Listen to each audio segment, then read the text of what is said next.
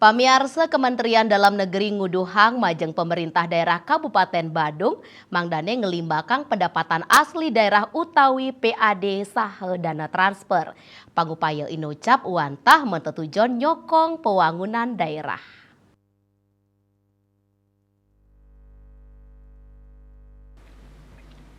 Dirjen Bina Keuangan Daerah Kemendagri Alfatoni Mausang wenten kalih sumber pendapatan daerah inggih punika PAD miwah dana transfer.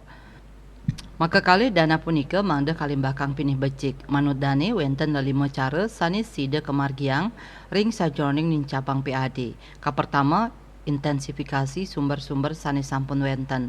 Kaping kalih ekstensifikasi melarapan ngelimbakang sumber-sumber sani durung kakelola. Kaping 3 ngawigunayang kuentenan digitalisasi untuk nambahin kebocoran pendapatan. Kaping 4 nincapang SDM ring bidang pajak tur retribusi saha pengawasan. Kaping 5 ngelaksanayang inovasi saha nangyang selah anyar ring sajroning nampenin pikobat.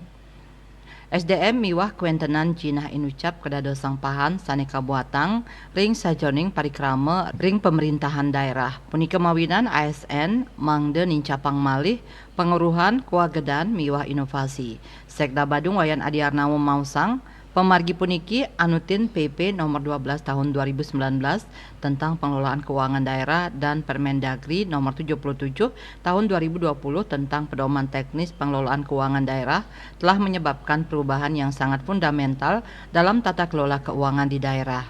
Kebijakan punika matutang pemerintah antuk ngangge sistem aplikasi berbasis elektronik sani kaunggahang ring silih tunggil platform inggih punika SIPD.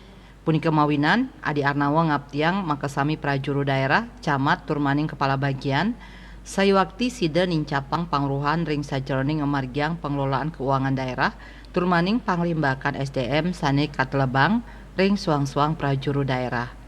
Parwate Bali Pos Nguningayang.